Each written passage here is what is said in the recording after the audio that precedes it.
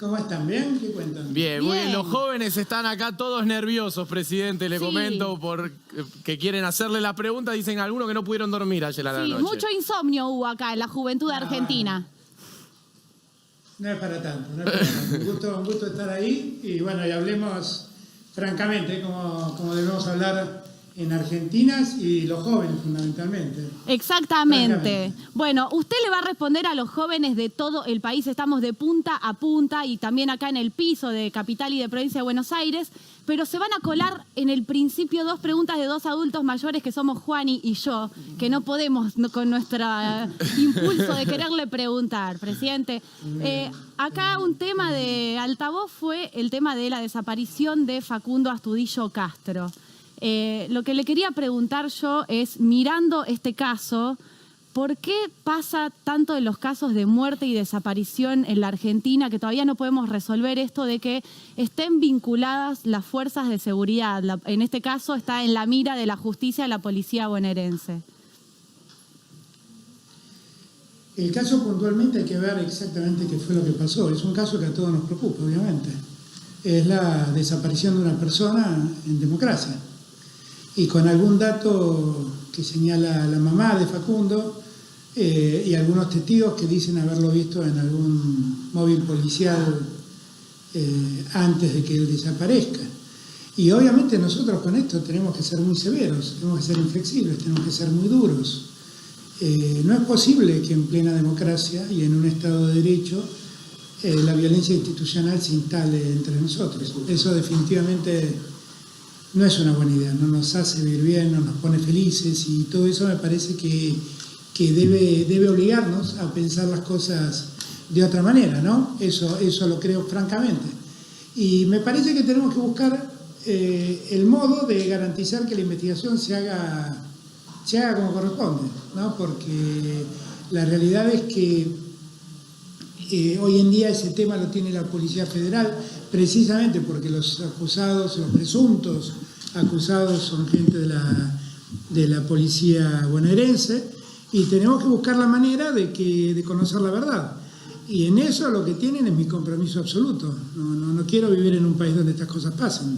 Así que espero que se pueda saber lo que pasó, se pueda descubrir lo que pasó y podamos actuar en consecuencia.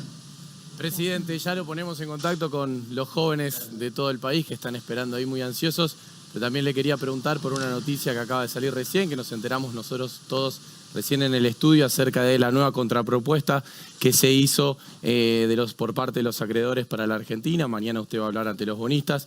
Digo, ¿cómo sigue? ¿Qué significa esto? ¿Y qué significa que no llegue a un acuerdo de la Argentina? No, a ver, nosotros esperábamos que esto, lo único que se hizo se formalizó la posición de un grupo de bonistas. Y bueno, vamos a seguir hablando y seguir la negociación, sabiendo que la Argentina ha hecho un enorme esfuerzo ya con la oferta que ha hecho, que es muy difícil hacer una oferta mejor, que hacer una oferta mejor ya empieza a poner en riesgo el mañana.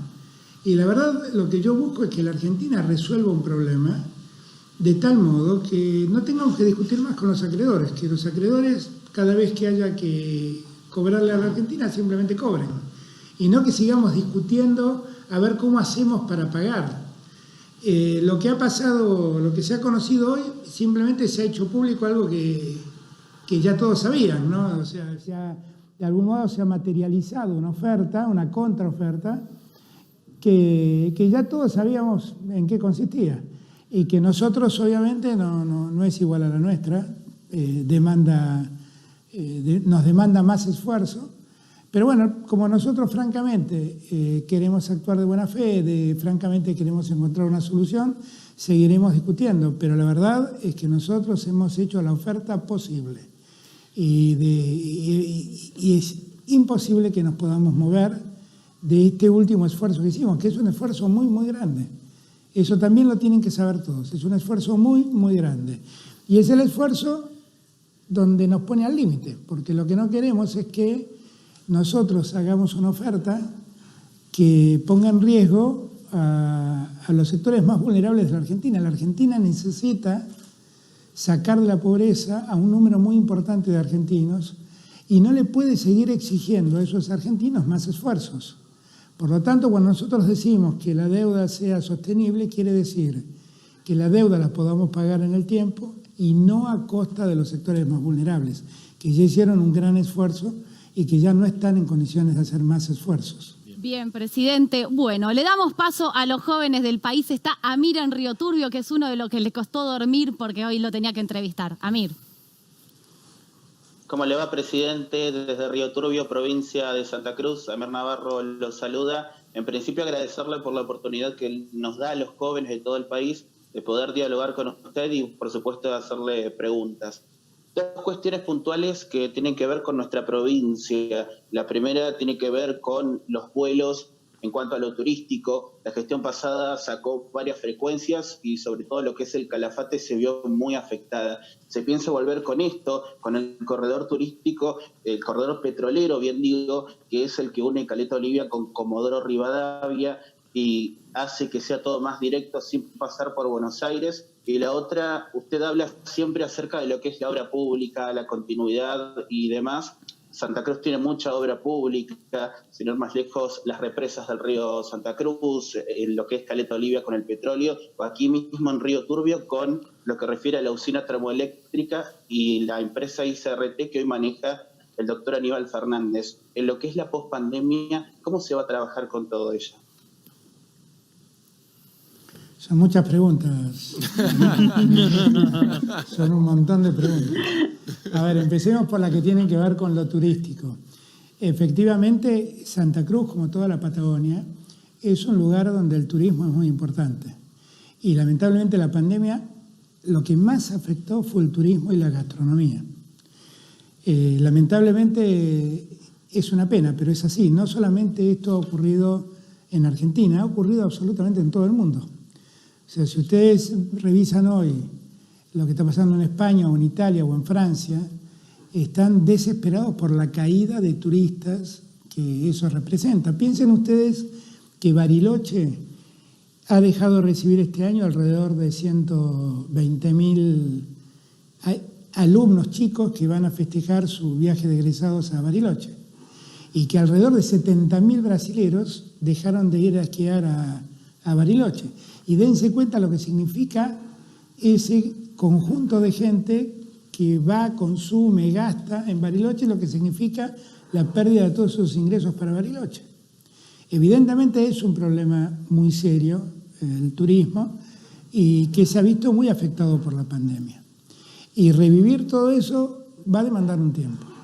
Ahora, tu pregunta tenía otro sentido, que decía a Santa Cruz, como a muchos lugares del país y a la Patagonia particularmente, la han privado de muchos vuelos que antes teníamos y que en estos últimos 4 años, hasta que yo tomé la presidencia, llegué a la presidencia, se fueron perdiendo, frecuencias de vuelo que se fueron perdiendo.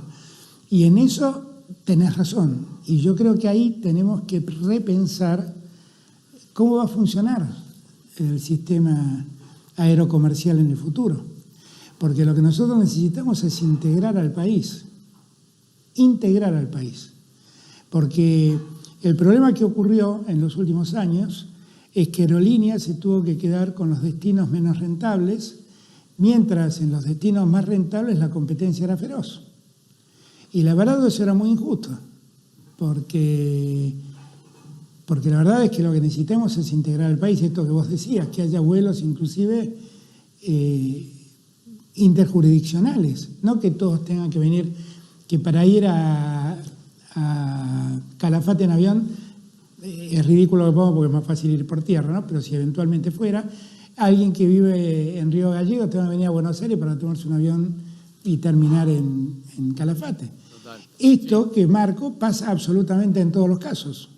Pasa en todos los casos. Entonces, ese es un tema que tenemos que resolver con un tema muy complejo, que es el mundo aerocomercial, que vos sabés que ha estallado en el mundo, ¿no? Vemos al gobierno alemán o al gobierno italiano apoyando a sus líneas aéreas porque han entrado en virtuales quiebras.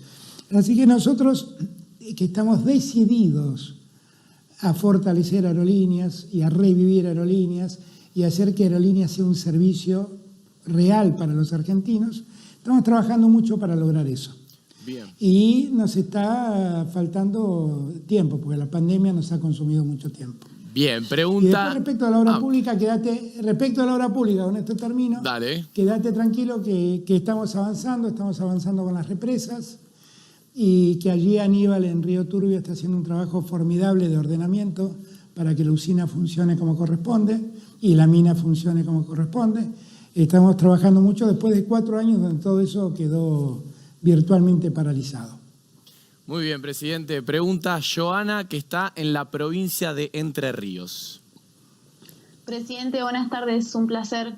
Quería volver con lo de la deuda externa, porque cuando se comenzaron las negociaciones no estábamos en esta situación de pandemia. Quería preguntarle si en esta situación, en este contexto tan crítico que estamos viviendo, la Argentina está en condiciones de empezar a pagar la deuda sin que eso signifique un ajuste para la población y para todos los trabajadores.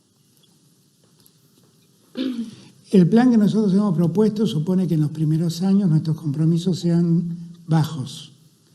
Hemos dado como muestra de buena fe empezar a cumplir en los años, en mi mandato, porque en verdad lo que los acreedores proponían eran que en mi mandato no paguemos nada, pero que no cambiemos nada después. Y la verdad lo que yo intento es que la Argentina resuelva el problema, no que Alberto Fernández gobierne sin esa obligación. Entonces, lo que nosotros hemos comprometido a pagar en estos primeros años no nos impide poder crecer y poder invertir en el desarrollo, que es lo que más nos preocupa. Mi mayor preocupación es que la Argentina se desarrolle y que se desarrolle de otro modo. Yo no quiero más esta Argentina concentrada en Buenos Aires, quiero una Argentina verdaderamente federal. Durante muchos años los argentinos nos llenamos la boca hablando de federalismo, pero el federalismo en la Argentina virtualmente lo hemos matado. Y todo se concentra en la riqueza del centro del país y en el puerto de Buenos Aires. Y eso no me parece a mí una buena Argentina. Una Argentina que tiene una ciudad como Buenos Aires, que tiene el ingreso per cápita de Bélgica o de cualquier país importante de Europa, y una Argentina que tiene provincias que tienen un ingreso per cápita de un país muy pobre del mundo, la verdad habla de una Argentina muy desigual. Y eso es producto de cómo se desarrolló la Argentina. La pandemia nos da la oportunidad de reconstruir la Argentina de otra manera. Y para nosotros esa reconstrucción exige un desarrollo igualitario en todas las regiones. Y lo que nos hemos garantizado en la oferta que hemos hecho es que la deuda no nos impida poder empezar a desarrollarnos ya. Porque si no, era lo que decía antes cuando le contestaba a Amir. El riesgo es que no podamos pagar porque no podemos exigirle más esfuerzo a los argentinos. Por eso estos primeros años nuestros compromisos de pago son bajos y en los sucesivos son razonables. Pero lo que necesitamos es que en lo inmediato los recursos que tengamos, producto de exportar más, producto de producir más, estén destinados primero a sacar de la pobreza a los que están sumidos en la pobreza.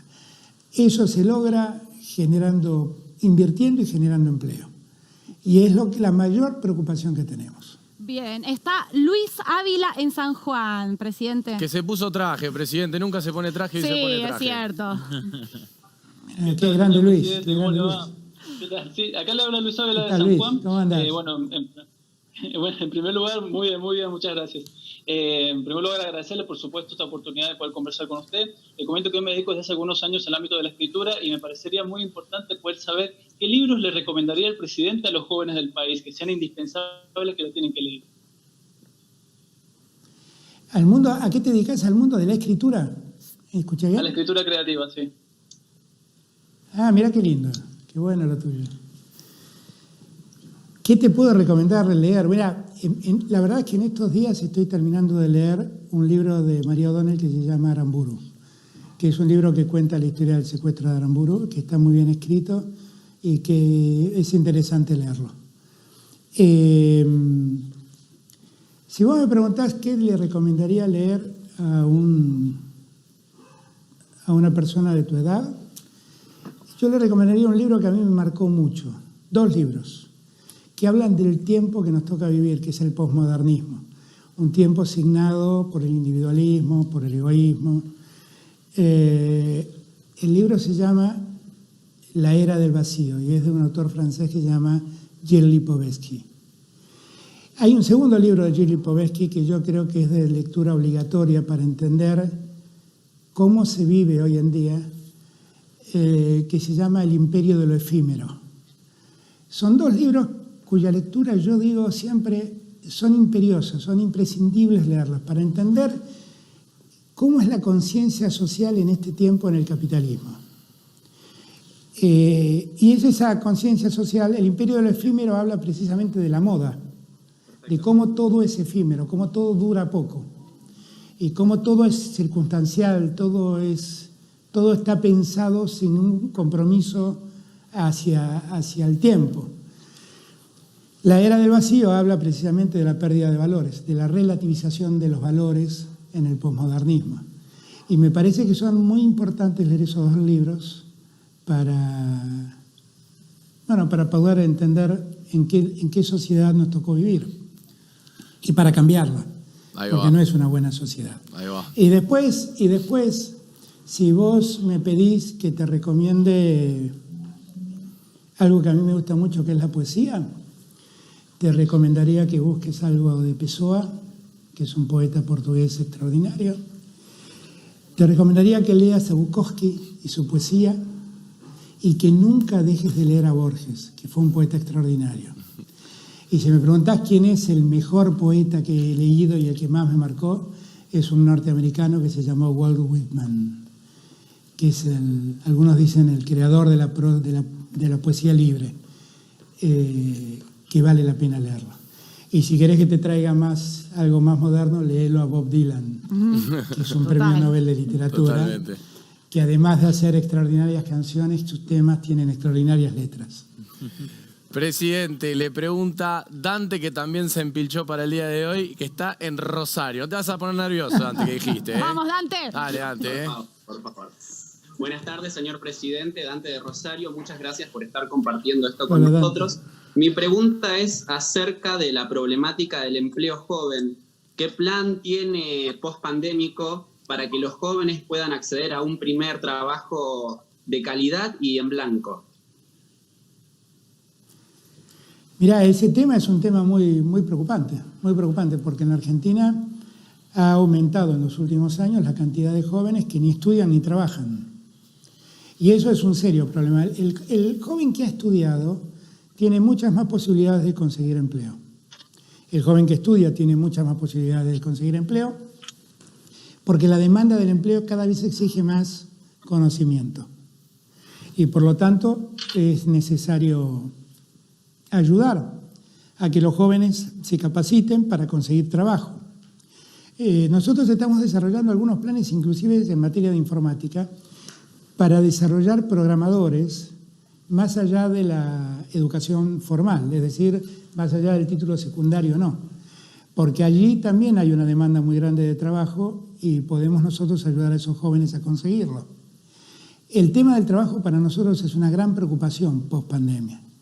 Es una gran preocupación en el caso de los jóvenes, pero también es una gran preocupación en el caso de mucha gente que ha quedado fuera del sistema y que la verdad les va a costar mucho reingresar al sistema. Y nosotros tenemos que darle una salida a esa gente.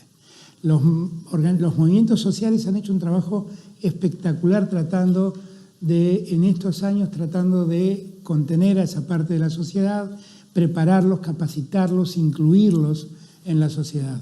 Ahora lo que necesitamos es institucionalizarlos.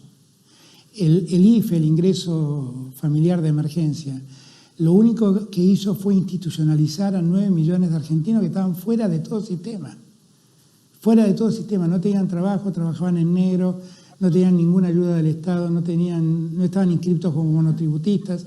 Es un número realmente preocupante, porque es casi el 20% de los argentinos. Presidente. Y eso es un dato significativo. Acá el AMBA en el piso le quiere preguntar, está Beltrán. Hola, señor presidente. Primero, ¿lo puedo tratar de Alberto? Sí, obvio, me llamo Alberto. Sí, de vos, digamos. Bueno, quiero primero felicitarte. Podés tutearme también. Bueno, quería primero felicitarte por la decisión de la conformación de un Ministerio de Géneros, Mujeres y Diversidad. Y en relación a eso quería preguntarle si piensa acompañar y cómo piensa hacerlo, si es así, iniciativas como una nueva ley antidiscriminatoria o una ley integral trans para darle marco jurídico a estas discriminaciones que son una deuda histórica. Mirá, yo creo que una buena sociedad es una sociedad que no discrimina. Una sociedad que discrimina por cualquier causa es una sociedad mediocre. Y nosotros no nos tenemos que dejar ganar por la mediocridad. Y la verdad que nosotros también tenemos que preocuparnos por los derechos de las minorías, no solamente por los derechos de las mayorías. Las mayorías en las sociedades son muy trascendentes si se dan cuenta que hay minorías a las que debemos respetar. Y la forma de respetarlas es dándoles derechos. Por ejemplo, nosotros vimos cuando hicimos el IFE, que había un número de gente aproximadamente, y cuando hicimos todos los tratamientos estos de detectar para la pandemia en Buenos Aires, que había una comunidad trans que estaba como fuera de todo sistema y fuera de todo auxilio, y nos ocupamos de ellos. Y en verdad hay que comunicar, hay que ocuparse de... Bueno, se nos fue a Negro, pero ahora lo vamos a recuperar al presidente. Estaba respondiendo a la pregunta de Beltrán. En instantes nomás lo reconectamos. Varias definiciones ha dicho el presidente, ¿no, Juani? Varias, pero mientras, si te acabas de sumar, te contamos que el presidente le está respondiendo las preguntas a todos los jóvenes del país. No estamos haciendo la entrevista a Cata y yo, colamos una pregunta nada más. Sí, solo una. Pero le responde a todos los jóvenes del país. Estamos viendo a ver si lo reconectamos para charlar de vuelta con él. Sí, es verdad, Cata, muchas cosas. Y varios temas también están preguntando los chicos. Varios temas, algunos metían varias preguntas en una. Obviamente hay mucha ansiedad. Estamos esperando que se reconecte el presidente Alberto Fernández. Y como decía Juani recién, la entrevista se la hacen los jóvenes de todo el país, de punta a punta. Así, espontáneamente cada uno se preparó su pregunta. Estuvo Amir en Río Turbio, que ya le preguntó. Luis Ávila en San Juan, que ya le preguntó. Joana en Entre Ríos, que ya le preguntó. Chicos, y ahora faltan otras provincias por preguntar, acá en el AMBA. Chicos, muy bien, ¿eh? ¿Bien? ¿No fue duro o no? A ver. ¿Vamos? Luis. ¿Aprobamos? ¿Fue duro o no? ¿Cómo? ¿Fue duro o no? Con las recomendaciones me da por No, con la pregunta, con la pregunta, Luis. Pero seguís nervioso, Luis, todavía. Más o menos. No, ya pasó. Pero ya estás, viste, que no era tan grave, ¿eh? ¿O no? Estuvo bien. Ahí está, bien. Muy bien, ¿te gustó la recomendación del presidente? Sí. Ahí está. Bien, chicos, Sí. Los felicito a los 4 que preguntaron, pero fueron 4. Me ¿no? encantó, además, las recomendaciones de libros que hizo el presidente estaban muy buenas. La verdad, se tomó todo el tiempo del mundo en el medio de una agenda que, la verdad, hay que agradecérselo. Se lo vamos a decir, obviamente, cuando lo volvamos a conectar, pero se hizo el espacio para estar acá en la TV pública, un espacio largo y hablar con todos los jóvenes del país, así que se lo agradecemos al presidente, ¿no? Totalmente. Bueno, a ver, repasemos de lo que habló. Primero, a ver, vamos con Amir. ¿Qué te llevas de la respuesta de tu Amir, pregunta? que está en Río Turbio, a ver, ahí está. Bueno, básicamente, en principio se le preguntó acerca de algo que venía sucediendo hace mucho tiempo, que tiene que ver con la quita de frecuencias de los vuelos, sobre todo turísticos. El Calafate, sobre todo en estos últimos 4 años, sufrió mucho esto. Dijo que la idea es volver, recién lo escuchábamos al presidente. Bueno, otra de las cuestiones que tiene que ver con la obra pública, que es algo que siempre destaca en cada entrevista que brinda, y lo que es la post-pandemia, qué es lo que va a pasar con la obra pública post-pandemia, que es algo que se va a estar llevando adelante, sin ir más lejos, lo que sucede aquí en Río Turbio con la central térmica, la cual se quiere terminar lo que es el módulo 1 para los próximos meses. Bien, Joana, recordemos qué le preguntaste vos y qué título le sacaste al presidente. Bueno, yo también quería volver a preguntar sobre la deuda externa, que hace minutos también en el medio del programa nos enteramos sobre la decisión y que, bueno, mañana va a haber una reunión muy importante los bonistas, pero bueno, sobre todo esto de que la Argentina no sufra las consecuencias de un acuerdo que no sea favorable, digamos, para el país. Y bueno, eso es lo que él dejó en claro, digamos, el compromiso de que la Argentina pague, pero a la vez que no interrumpa y no afecte al desarrollo del país en todos sus sectores, digamos. Así que eso en realidad es una parte importante, pero bueno, habrá que ver qué pasan a las próximas horas. Totalmente, lo que todos esperamos, que bueno, mañana va a estar hablando el presidente ante los bonistas. Joana, bien, muy bien tu pregunta. Bueno, después preguntó Luis. Sí, a ver, recordá los libros que recomendó. Eso, ¿qué libros te recomendó el presidente? Sí, Luis? recomendó a Lipovetsky, Bukowski, a Bob Dylan. Bueno, precisamente Lipovetsky es uno de mis autores favoritos en el ámbito de la filosofía. Todo lo que él menciona de la lógica de lo líquido, lo ágil, lo volátil en la actualidad. Es un autor para mí que es un referente, así que fue un honor que haya citado a este escritor tan reconocido en el ámbito de la filosofía, y que yo lo importo también a la psicología de mi profesión. También habló de Borges, ¿no? De Pessoa. Sí, Borges. Bueno. ¿Ya habías leído lo que te recomendó? No he leído a Bob Dylan, tengo que leer. Ahí va, bien, que dijo que bueno, fue premio Nobel de Literatura, me acuerdo, por supuesto. Sí, bueno, muy bien, muy bien. Después de Luis, ¿quién preguntó? Beltrán. No, Dante, creo. No, Dante. De Rosario. A ver, Dante, ¿qué título le sacaste al presidente? ¿Qué le preguntaste, Dante? Me olvidé. Te olvidaste de mí, Juani. Sí, me olvidé. No, mentira. Yo le pregunté acerca... Ahora están todos cancheros. Claro, ahora que ya le preguntaron, ya se sueltan, ¿no? Claro, lo que ya le preguntaron, con camisita, Dante. Muy bien, ¿eh? Ahora ya estamos más tranquilos, Bien, le muy pregunté bien. acerca de la problemática del empleo joven. Y bueno, muchos datos que dijo el señor presidente que saltaron a la vista con estos 9 millones de habitantes, Bien. de personas en Argentina que recibieron el IFE. Y bueno, esto es una problemática que lo tiene presente el presidente. Y A ver, pará, Dante, porque creo creo que reconectamos. Ahí está, estamos con el presidente de vuelta. Recuperamos. No, todavía no, perdón, discúlpame, continúa. Es un escenario Continúa con tu dinámico, repaso, ¿no? Y habló Es una estrategia para ponerlo más nervioso.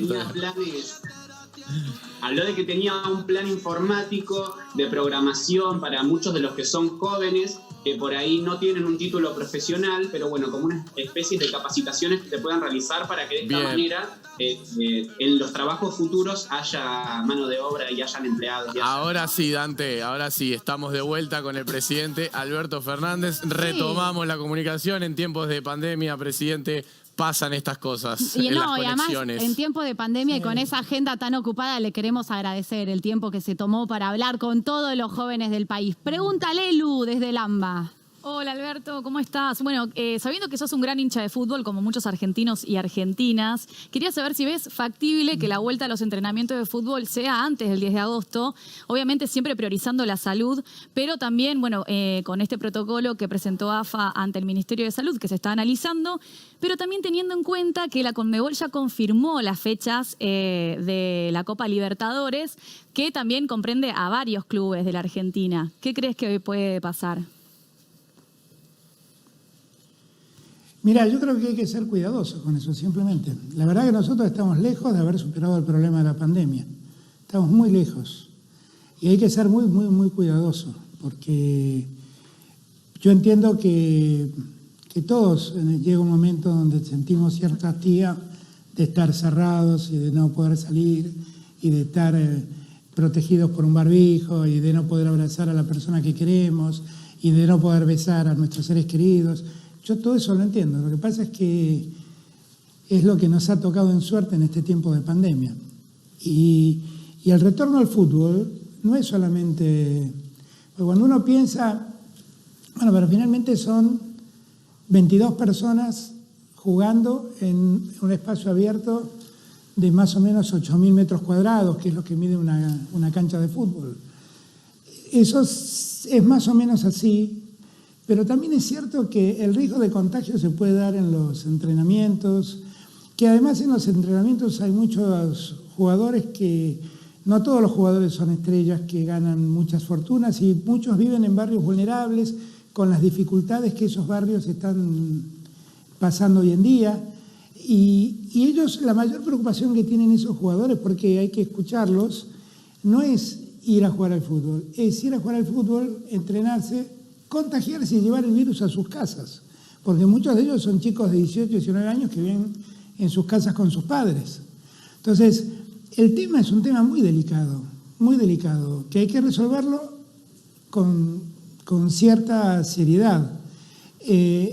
Y aclaro que muchas de las cosas que estoy diciendo no son un capricho mío. He hablado con mucha gente que sabe de fútbol y que no sabe por qué es un hincha como yo, que saben porque conducen clubes o son directores técnicos, y me he dado cuenta de estas cosas que me han marcado ellos y que yo no tenía en cuenta. Por eso hay que ser muy cuidadosos. En el Gran Buenos Aires, además, y en la ciudad de Buenos Aires, el virus está circulando. Está circulando, pareciera ser que está contagiando a menor velocidad, pero estamos lejos de tener resuelto el problema. Y cada 2 por 3, miren, alguien había propuesto ir a entrenar a Jujuy. Miren lo que pasa en Jujuy hoy en día. Total. Por eso hay que ser muy cuidadosos, muy cuidadosos. Total. Presidente, le pregunta a Laura, que está en Misiones, que hace un rato nos dijo que ayer no pudo dormir. Está en Iguazú. Está en Iguazú. Muy buenas tardes, señor presidente. Bueno, como sabrá, Puerto Iguazú es uno de los destinos más importantes, ¿no?, turísticos del país, y como bien lo dijo, el turismo es una de las actividades más afectadas. Limitamos con Brasil lo que es una problemática, ya que es uno de los países más afectados también. Quería saber cómo se imagina la reactivación del turismo interno y el turismo extranjero, y si existe algún plan para sostener este sector, digamos, turístico para los destinos como Iguazú, hasta la reactivación de la actividad. Ese es uno de los temas centrales para nosotros, porque hay muchas provincias que viven del turismo. Yo insisto en este punto, es lo mismo que le decía al comienzo al amigo Amir de Santa Cruz. Calafate vive de eso, Bariloche vive de eso, San Martín de los Andes vive de eso, Mendoza vive del turismo en gran medida, Mar del Plata vive del turismo, Misiones con las cataratas, el turismo es muy importante para todos ellos. Entonces, yo lo entiendo todo eso. El tema es entender que el problema no lo hemos superado. Cuando uno habla con el gobernador de Misiones, indefectiblemente él nos muestra cómo está el contagio en Brasil en todo el límite con Misiones. Y esa es su mayor preocupación, y vive obsesionado en el mejor sentido porque ese contagio no llegue a Misiones. Cuando uno abre lugares turísticos, ese riesgo se potencia. Esa es la verdad. Igual con Misiones hemos autorizado ya cierta apertura para que la visite un número reducido de gente, y en el caso puntual de Iguazú estoy hablando, y esto ya empezó a funcionar hace un par de semanas. Sí. Y poco a poco vamos a ver cómo lo vamos haciendo. El problema en las cataratas no es tanto recorrer la catarata si evitamos el tumulto de gente. El problema es que hay mucha gente que va a pasar unos días a las cataratas, y ya cuando van a un hotel la cosa empieza a complicarse más. Entonces, créanme que el turismo para mí es una gran preocupación, pero no es para mí, es para todo el mundo. Totalmente. Es tratar de ver cómo se puede poner en marcha sin que el riesgo del contagio exista. Bien, turno de Gastón, que está en Córdoba, presidente. Hola, presidente, un gusto saludarlo. La pregunta es si a partir de este contexto de pandemia que estamos viviendo, pensaban en destinar un mayor presupuesto a la ciencia en nuestro país de acá a futuro. Mirá, destinar dinero a la ciencia, a la tecnología y a la educación es la mejor inversión que la Argentina puede hacer, definitivamente. Recién yo comentaba que cuando alguien me preguntaba por el trabajo de los jóvenes, y yo le decía, bueno, los jóvenes tienen problemas, y nosotros el mayor problema que tenemos son con esos jóvenes, los niní, como les decimos, que ni estudian ni trabajan, que son más de 1 millón de jóvenes. Y esos jóvenes, la preocupación que uno tiene es que como que se están quedando afuera del futuro. Por lo tanto, todo lo que nosotros podamos invertir en ciencia, tecnología y en educación es nuestra mayor riqueza del futuro. Yo de esto estoy convencido. Bernardo Husserl, que fue un premio Nobel argentino, mucho antes que yo hablaba de esto. Y decía precisamente esto, que era la mejor inversión, invertir en ciencia y tecnología. Y de repente en estos últimos 4 años hubo una gran desatención al mundo de la ciencia y la tecnología. Y la Argentina perdió muchos valores científicos. Y nosotros hemos llegado para recuperar todo eso. Para nosotros es muy importante todo eso. En unos días más vamos a poner en órbita, si Dios quiere y todo sale bien, un satélite argentino, otro satélite argentino, hecho por argentinos. Somos uno de los 10 países del mundo que somos capaces de hacer eso. Y ustedes dirán, bueno, pero ¿y para qué sirve ese satélite? Ese satélite nos va a permitir conocer cómo va a ser la climatología, anticipar cómo va a ser la climatología en Argentina, dónde puede haber inundaciones, dónde puede haber sequías, que todos estos datos son centrales para el desarrollo de muchas regiones de la Argentina. Invertir en ciencia y tecnología es la mejor inversión que podemos hacer. Invertir en educación es invertir al futuro. Y de esto no me convenza a nadie. Soy un hijo de la educación pública y creo que es responsabilidad del Estado invertir en todo esto. Presidente, pregunta Sol, que está en Santiago del Estero. Buenas tardes, presidente. Un placer poder preguntarle y gracias por la oportunidad. Bueno, mi pregunta es, ¿cuál será el plan económico pensado en las clases más vulnerables posterior a la pandemia y si tendrá continuidad el IFE? Mirá, lo que va a tener continuidad es el apoyo del Estado a los sectores que lo necesitan. Y mientras lo necesiten, el Estado va a estar presente. No sé si se llamará IFE o se llamará de otro modo. Pero el conjunto de medidas que estamos pensando para el desarrollo incluye a los sectores más vulnerables. No es solamente pensar el desarrollo para los que están bien, es pensar fundamentalmente el desarrollo para los que están mal. Ver de qué manera hacemos eso que yo siempre hablo, la ética de la solidaridad, que estoy tomando un concepto de Alfonsín, ¿no? Que es ser solidario con el que ha caído en el pozo de la pobreza y tenderle la mano para sacarlo de allí. El plan que estamos pensando, las ideas que estamos pensando, yo odio hablar de planes económicos, después me dicen qué vergüenza, no quiero hablar de planes económicos. Odio hablar de planes económicos porque todos los planes económicos que se presentaron en la Argentina naufragaron. Yo me acuerdo del plan económico de Pratgay, me acuerdo del plan económico de Duhovne, esos naufragaron. Yo prefiero fijarme objetivos. Y uno de esos objetivos es producir, generar empleo y sacar a gente de la pobreza. Esos son los 3 objetivos centrales de la idea de desarrollo que yo tengo en la cabeza. Y ese es mi plan. Pero la verdad el plan es alcanzar objetivos, saber hacia dónde vamos. Esto en pocos días más vamos a estar anunciando un conjunto de medidas que son medidas que tienen que ver con la producción, con el desarrollo y que tienen que ver puntualmente con ver cómo ayudamos a estos sectores más postergados de la Argentina para que se integren y sean parte de ese desarrollo que la Argentina necesita. Bien, Inés, tu turno. Buenas tardes, Alberto. Primero agradecerle con este diálogo que está teniendo con todos los jóvenes del país y también decir que, bueno, fue la juventud la que llevó a cabo mucho la lucha feminista y se involucró en la llamada Marea Verde. Preguntarle si se extiende este contexto y la pandemia, ¿cómo va a tratar el proyecto de ley por el aborto seguro, legal y gratuito? Yo espero mandarlo tan pronto pueda. Lo que pasa es que es un tema que sé que va a generar un debate, porque ahí la Argentina no tiene una opinión muy unificada. Y yo sigo creyendo no como el primer día de presidente. Yo cuento siempre cuando vienen a correrme por izquierda, a preguntarme ¿por qué no manda el proyecto de aborto? ¿Por qué no manda el proyecto de aborto? Yo siempre recuerdo que en el año 85 yo enseñaba, ya era adjunto en la Facultad de Derecho de la Universidad de Buenos Aires y tenía un curso que se llamaba El aborto, reflexiones acerca de la conveniencia de su castigo. ¿Y qué enseñaba ahí? Trataba de explicar que no tenía sentido castigar el aborto, que era una mala idea en términos legales y en términos de salud pública castigar el aborto.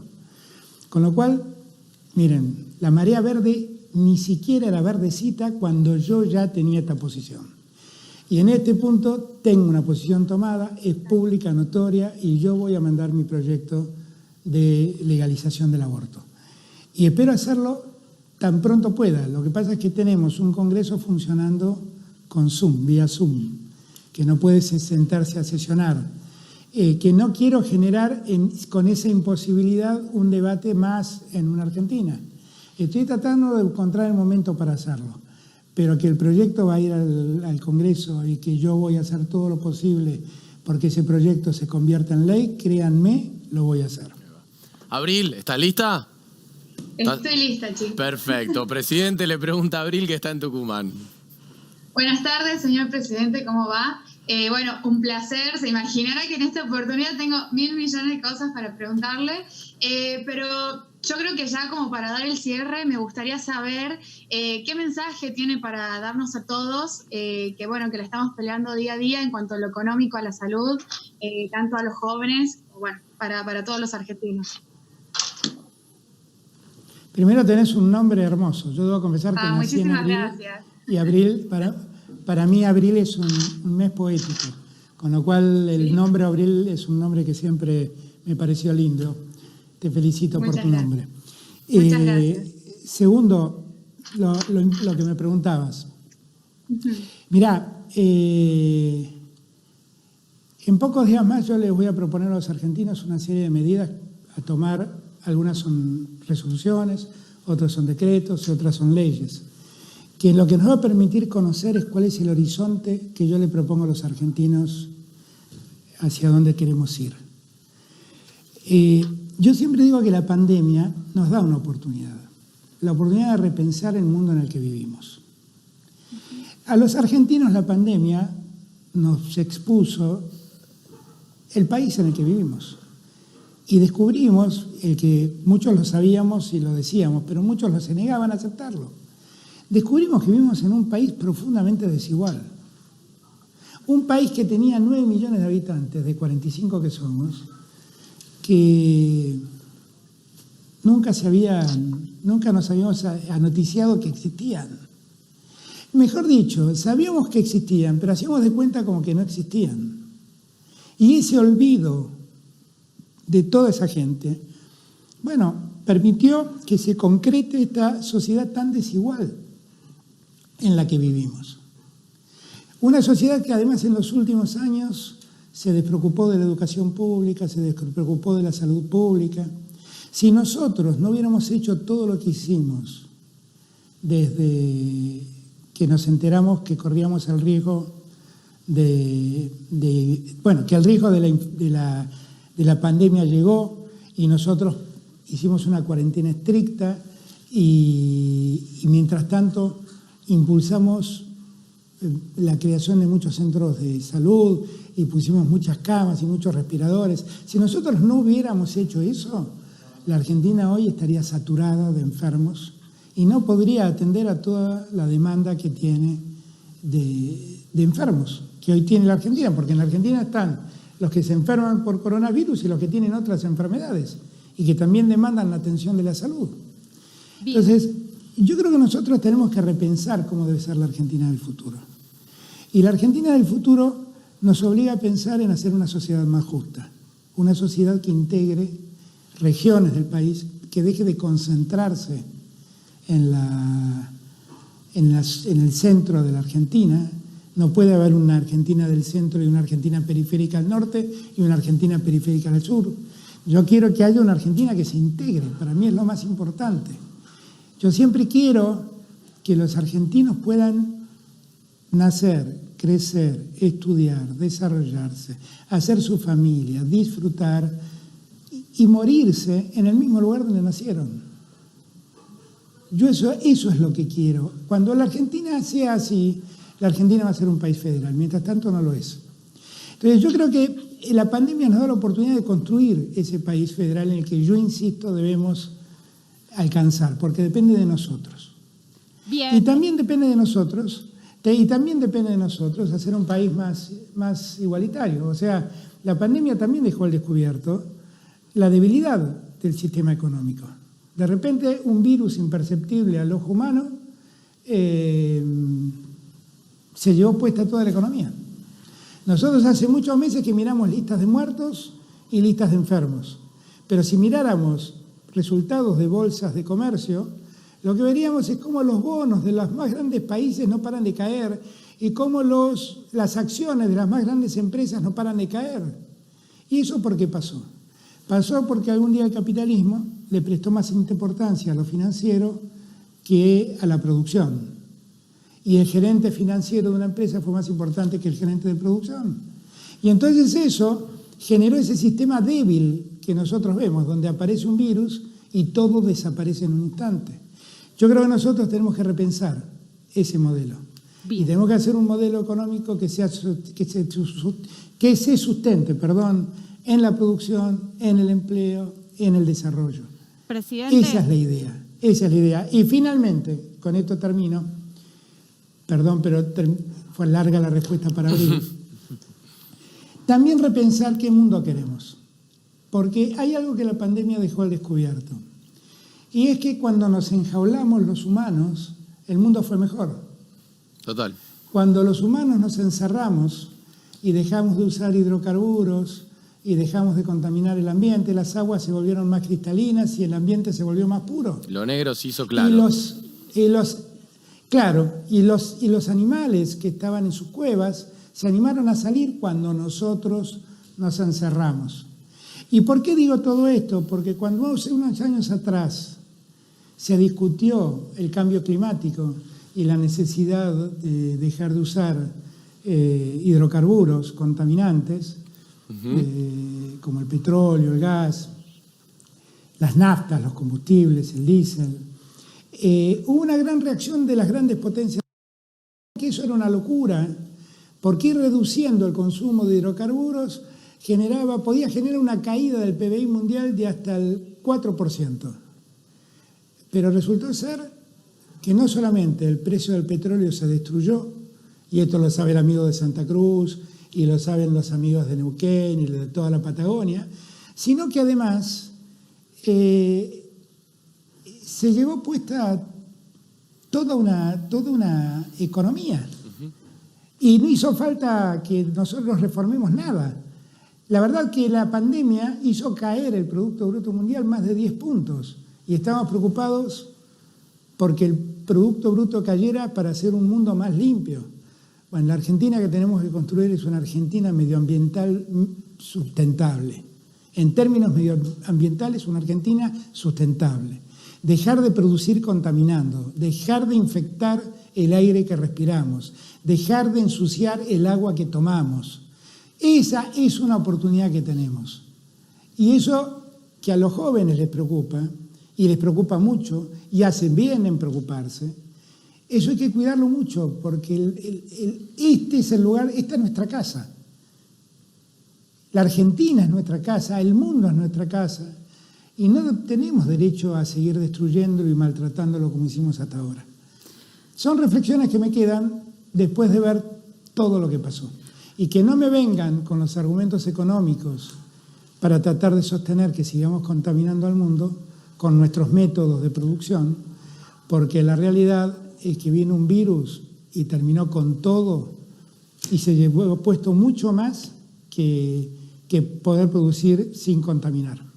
Presidente, para cerrar, es el Día del Amigo. Usted se tomó el tiempo de estar con nosotros acá, entonces nosotros, como solamente se puede festejar de manera virtual, le conectamos a un amigazo de usted. Está Lito Nevia conectado. Hola Lito, ¿cómo estás? ¿Qué haces, Alberto? Te mando un gran saludo de estos saludos marcianos que hacemos ahora, que no nos vemos personalmente.